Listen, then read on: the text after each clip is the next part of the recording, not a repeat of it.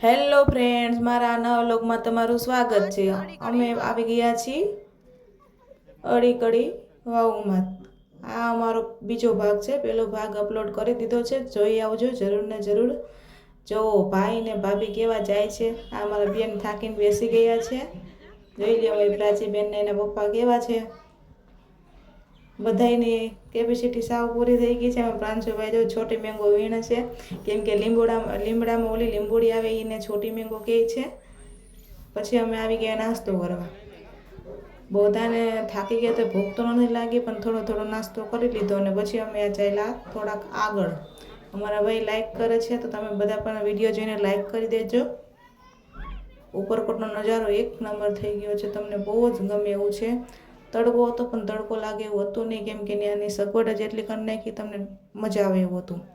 હવે આ પ્રાંશુભાઈ ને પ્રાચીબેન ચાલ્યા છે પાડી ઉપર। જોવો કેવા ટક ટક ટક ટક કરતા ચાલ્યા જાય છે।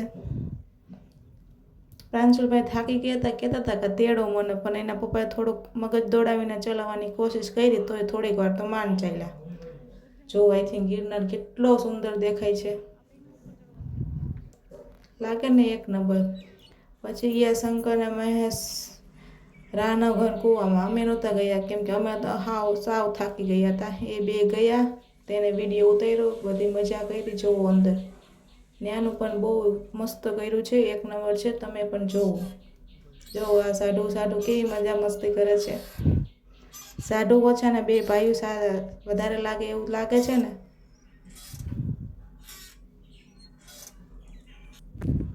હા છે રાનગર કૂવો। અંદર તો બહુ ઊંડું છે અને થઈ ગયું છે પણ સારું। પહેલાં હતું તે તો બહુ ખરાબ ને લાગતું, પણ અત્યારે બહુ સારું થઈ ગયું છે। મજા આવે એવું જોવાનું છે, તમે જોઈ આવજો। જો અમારા મહેશજી બોલા બધું વિડીયો ઉતારીને કહે છે।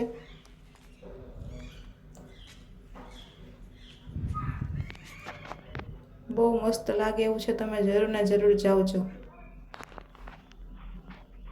જો આ અંદરનો કૂવો છે, રાનગર કૂવો। આ અંદરનો બધો નજારો છે।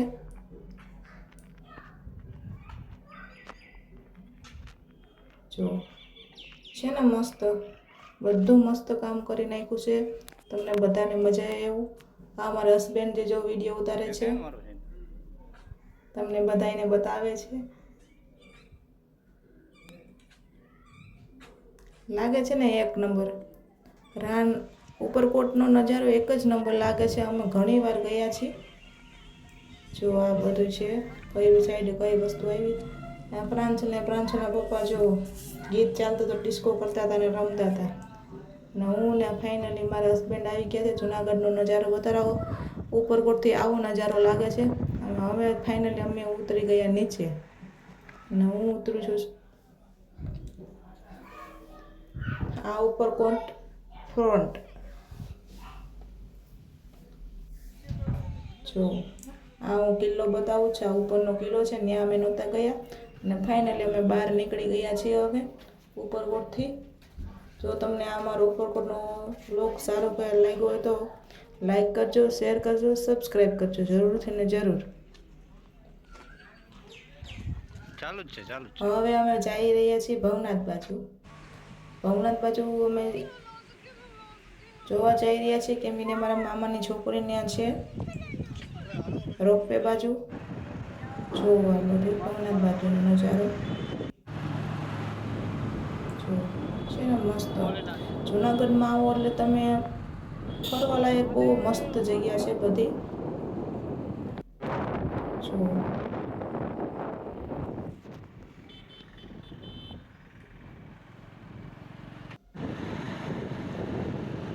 સુકૂન અને શાંતિ મળે તેવું છે જુનાગઢમાં। અને ડુંગર તો એવું સામે આવેલા હોય ને કે આપણે આગળ ડુંગર ચાલતો હોય એવું લાગે। આવી ગયો ગેટ ભવનાથનો। અમે ગયા પણ અમારા મામાની છોકરીને હતા નહીં, એટલે મને પાછું વળી જવું પડ્યું। આ બજાર છે ભવનાથની। જો ત્યાં હતા નહીં, પછી મેં ફાઇનલી પાછા વળી ગયા। ઘણા રસ્તો અમારા વિડીયો શેર કરજો, સબસ્ક્રાઈબ કરજો.